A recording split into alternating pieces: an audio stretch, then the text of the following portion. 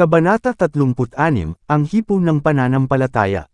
Ang kabanatang ito ay batay sa Mateo Kapitulo 9 versikulo 18 hanggang 26, Marcos Kapitulo 5 versikulo 21 hanggang 43, Lucas Kapitulo 8 versikulo 40 hanggang 56. Pagbalik mula sa Gergesa patungo sa kanlurang dalampasigan, natagpuan ni Jesus ang isang pulutong na nagtipon upang tanggapin siya, at binati nila siya ng may kagalakan. Nanatili siya sa tabi ng dagat ng ilang panahon, nagtuturo at nagpagaling, at pagkatapos ay nagkumpuni sa bahay ni Levi Mateo upang salubungin ang mga maniningil sa kapistahan. Dito, natagpuan siya ni Jairus, ang pinuno ng sinagoga. Ang matandang ito ng mga Hudyo ay lumapit kay Jesus sa matinding pagkabalisa, at lumuhad sa kanyang paanan, na sumisigaw, "Ang aking munting anak na babae ay nasa punto ng kamatayan, isinasamo ko sa iyo, pumarito ka at ipatong mo ang iyong mga kamay sa kanya, upang siya ay gumaling, at siya ay mabubuhay." Si Jesus ay umalis kaagad kasama ang pinuno sa kanyang tahanan. Bagaman nakita ng mga alagad ang napakaraming kanyang mga gawa ng awa, nagulat sila sa kanyang pagsunod sa pakiusap ng mapagmataas na rabay, gayon may sinamahan nila ang kanilang guro, at sumunod ang mga tao, na sabik at naghihintay. Ang bahay ng pinuno ay hindi kalayuan, ngunit si Jesus at ang kanyang mga kasama ay dahan-daang sumulong, sapagkat ang karamihan ay nagsisiksikan sa kanya sa bawat panig. Ang balisang ama ay naiinip sa pagkaantala, ngunit si Jesus, na nahabag sa mga tao, ay tumigil paminsan-minsan upang paginhawahin ang isang nagdurusa, o upang aliwin ang isang pusong nababagabag. Habang sila ay nasa daan pa, isang mensahero ang dumaan sa karamihan, na ipinadala kay Jairus ang balita na ang kanyang anak na babae ay patay na, at walang silbi na guluhin pa ang guro. Ang salita ay nakatawag sa tainga ni Jesus. "Huwag kang matakot," sabi niya, "manampalataya ka lamang, at siya'y gagaling." Lumapit si Jairus sa tagapagligtas, at magkasama silang nagmadali sa tahanan ng pinuno. Naroon na ang mga upahang nagluluksa at mga manlalaro ng plota, na pinupuno ang hangin ng kanilang hiyawan. Ang presensya ng mga tao, at ang kaguluhan ay bumagsak sa espiritu ni Jesus. Sinubukan niyang patahimikin sila, na sinasabi, "Bakit kayo nagkakagulo, at umiiyak?" Ang dalaga ay hindi patay, kundi natutulog. Sila ay nagalit sa mga salita ng estranghero. Nakita nila ang bata sa yakap ng kamatayan, at pinagtawanan nila siya. Inatasan silang lahat na umalis ng bahay, isinama ni Jesus ang ama at ina ng dalaga, at ang tatlong disipulo, sina Pedro, Santiago, at Juan, at magkasama silang pumasok sa silid ng kamatayan. Lumapit si Jesus sa tabi ng kama, at hinawakan ang kamay ng bata sa kanyang sarili, binigkas niya ng mahina, sa pamilyar na wika ng kanyang tahanan, ang mga salitang, "Dami, sinasabi ko sa iyo, bumangon ka." Agad na dumaan ang pagyanig sa walang malay na anyo. Muling tumibok ang palso ng buhay. Ang mga labi ay hindi nakasara sa isang ngiti. Bumukas ang mga mata na parang mula sa pagkakatulog, at nagtataka ang tingin ng dalaga sa grupong nasa tabi niya. Bumangon siya, at niyakap siya ng kanyang mga magulang sa kanilang mga bisig, at umiyak sa tuwa. Sa daan patungo sa bahay ng pinuno, nakasalubong ni Jesus, sa karamihan, ang isang mahirap na babae na sa loob ng 12 taon ay nagdurusa sa isang sakit na nagpabigat sa kanyang buhay. Ginugol niya ang lahat ng kanyang kayamanan sa mga manggagamot at mga remedyo, ngunit nasabi na lamang na walang lunas. Ngunit nabuhay muli ang kanyang pag-asa nang marinig niya ang mga pagpapagaling na ginawa ni Kristo. Nakadama siya ng katiyakan na kung makakalapit lamang siya sa kanya ay gagaling siya. Sa kahinaan at pagdurusa ay dumating siya sa dalampasigan kung saan siya nagtuturo, at sinubukang siksikan ang karamihan, ngunit walang kabuluhan. Muli siyang sumunod sa kanya mula sa bahay ni Levi Mateo, ngunit hindi pa rin siya maabot.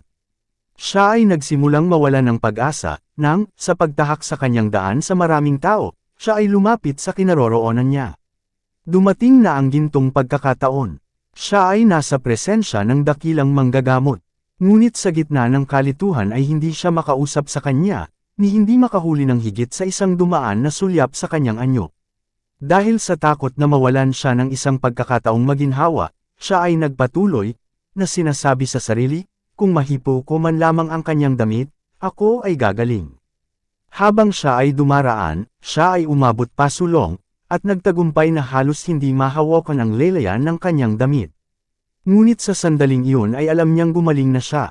Sa isang haplos na iyon ay nakakonsentra ang pananampalataya ng kanyang buhay, at kaagad ang kanyang sakit at kahinaan ay nagbigay lugar sa sigla ng perpektong kalusugan.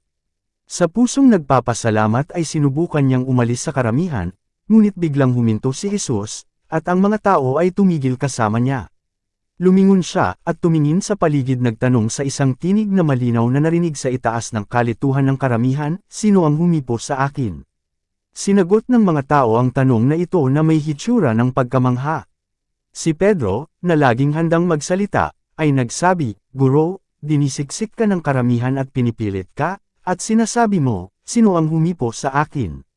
Sumagot si Jesus, "May humipo sa akin, sapagkat nahahalata ko na ang kagalingan ay lumabas sa akin." Maaaring makilala ng tagapagligtas ang ugnayan ng pananampalataya mula sa casual na pakikipag-ugnayan ng mga walang ingat na karamihan. Ang ganitong pagtitiwala ay hindi dapat ipasa ng walang komento. Magsasalita siya sa mapagpakumbabang babae ng mga salita ng kal-iwan na magiging bukal ng kagalakan sa kanya, mga salitang magiging pagpapala sa kanyang mga tagasunod hanggang sa katapusan ng panahon. Pagtingin sa babae, iginiit ni Jesus na malaman kung sino ang humipo sa kanya. Nang makitang walang kabuluhan ang pagtatago, nanginginig siyang lumapit, at lumuhad sa kanyang paanan. Luhal ng pasasalamat ay ikinwento niya ang kanyang pagdurusa, at kung paano siya nakahanap ng ginhawa. Magiliw na sinabi ni Jesus, "Anak, lumakas ka, pinagaling ka ng iyong pananampalataya, pumunta sa kapayapaan." Hindi niya binigyan ng pagkakataon ng pamahiin na mag-angkin ng nakapagpapagaling na birtod para lamang sa pagkilos ng paghipos sa kanyang mga kasuotan. Ito ay hindi sa pamamagitan ng panlabas na pakikipag-ugnayan sa kanya, ngunit sa pamamagitan ng pananampalataya na humawak sa kanyang banal na kapangyarihan, na ang lunas ay nagawa. Ang nagtataka na pulutong na nagsilapit kay Kristo ay hindi nakaalam ng pag-akyat ng mahalagang kapangyarihan. Ngunit nang ang naghihirap na babae ay iniunat ang kanyang kamay upang hipyuan siya, sa paniniwalang siya ay gagaling, nadama niya ang nakapagpapagaling na birtod. Kaya sa mga espiritual na bagay, ang pag-usapan ng relihiyon sa simpleng paraan, ang manalangin ng walang gutom sa kaluluwa at buhay na pananampalataya, ay walang pakinabang. Ang isang nominal na pananampalataya kay Kristo, na tumatanggap sa Kanya bilang tagapagligtas lamang ng mundo, ay hindi kailanman makapagbibigay ng kagalingan sa kaluluwa. Ang pananampalataya na tungo sa kaligtasan ay hindi isang intelektual na pagsang-ayon sa katotohanan. Siya na naghihintay ng buong kaalaman bago siya magpakita ng pananampalataya, ay hindi makakatanggap ng pagpapala mula sa Diyos. Hindi sapat na maniwala tungkol kay Kristo, dapat tayong maniwala sa Kanya. Ang tanging pananampalataya na makikinabang sa atin ay yaong yamakap sa Kanya bilang isang personal na tagapagligtas, na angkop sa Kanyang mga merito sa ating sarili. Marami ang naniniwala bilang opinyon. Ang negel iligtas na pananampalataya ay isang transaksyon kung saan ang mga tumatanggap kay Kristo ay nakikiisa sa kanilang sarili sa pakikipagtipan sa Diyos. Ang tunay na pananampalataya ay buhay. Ang isang buhay na pananampalataya ay nangangahulugan ng pagtaas ng sigla, isang mapagkakatiwalaang pagtitiwala, kung saan ang kaluluwa ay nagiging isang mananakop na kapangyarihan. Matapos pagalingin ang babae, ninais ni Jesus na kilalanin niya ang pagpapalang natanggap niya. Ang mga kaloob na iniaalok ng Ebanghelyo ay hindi dapat itago sa pamamagitan ng palihim o tamasahin ng lihim. Kaya tinatawag tayo ng Panginoon para sa pagtatapat ng Kanyang kabutihan. "Kayo ang aking mga saksi," sabi ng Panginoon, "na ako ang Diyos." Isaias Kapitulo 43 versikulo 12.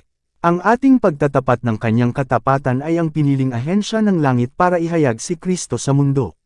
Dapat nating kilalanin ang Kanyang biyaya na ipinaalam sa pamamagitan ng mga banal na tao noong unang panahon, ngunit ang magiging pinakamabisa ay ang patuto ng sarili nating karanasan. Tayo ay mga saksi para sa Diyos habang inihahayag natin sa ating sarili ang paggawa ng isang kapangyarihang banal. Ang bawat individual ay may buhay na naiiba sa lahat ng iba, at isang karanasang naiiba sa kanila. Nais ng Diyos na ang ating papuri ay umakyat sa Kanya, na minarkahan ng ating sariling pagkatao. Ang mga mahalagang pagkilala na ito sa papuri ng kaluwalhatian ng Kanyang biyaya, kapag sinusuportahan ng isang tulad Kristong buhay, ay may hindi mapaglabanan na kapangyarihan na kumikilos para sa kaligtasan ng mga kaluluwa. Nang ang 10 ketungin ay lumapit kay Jesus para sa pagpapagaling, inutusan niya silang pumunta at magpakita sa pari. Sa daan sila ay nalinis, ngunit isa lamang sa kanila ang bumalik upang bigyan siya ng kaluwalhatian. Ang iba ay humayo, na nakalimutan siya na nagpagaling sa kanila. Ilan pa rin ang gumagawa ng parehong bagay. Ang Panginoon ay patuloy na gumagawa upang makinabang ang sangkatauhan. Siya ay palaging nagbibigay ng kanyang mga biyaya.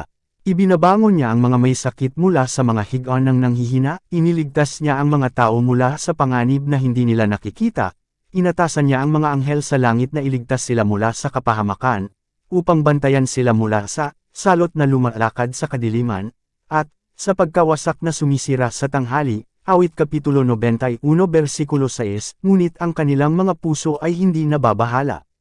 Ibinigay niya ang lahat ng kayamanan ng langit upang tabyusin sila, gayunpaman ay hindi nila iniisip ang kanyang dakilang pag-ibig.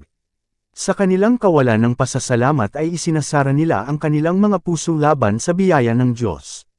Gaya ng heath sa disyerto, hindi nila alam kung kailan darating ang mabuti, at ang kanilang mga kaluluwa ay nananahan sa mga tuyong lugar sa ilang. Para sa ating sariling kapakanan ng panatilihing sariwa sa ating alaala ang bawat regalo ng Diyos. Sa gayon ang pananampalataya ay lumalakas upang angkinan at tumanggap ng higit at higit pa. May mas malaking pampatibay loob para sa atin sa pinakamaliit na pagpapalang natatanggap natin mismo mula sa Diyos kaysa sa lahat ng salaysay na mababasa natin tungkol sa pananampalataya at karanasan ng iba. Ang kaluluwa na tumutugon sa biyaya ng Diyos ay magiging tulad ng isang nadidilig na hardin. Ang kanyang kalusugan ay lilito ng mabilis, ang kanyang liwanag ay sisikat sa dilim, at ang kaluwalhatian ng Panginoon ay makikita sa kanya. Alalahanin natin ang kagandahang loob ng Panginoon, at ang karamihan ng kanyang magiliw na mga awa. Tulad ng mga tao ng Israel, itayo natin ang ating mga bato ng saksi, at isulat sa kanila ang mahalagang kwento ng kung ano ang ginawa ng Diyos para sa atin.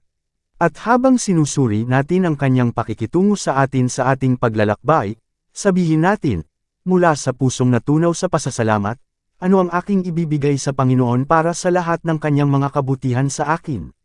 Ako ay kukuha ng saro ng kaligtasan, at tatawag sa pangalan ng Panginoon. Babayaran ko ang aking mga panata sa Panginoon ngayon sa harapan ng lahat ng kanyang mga tao.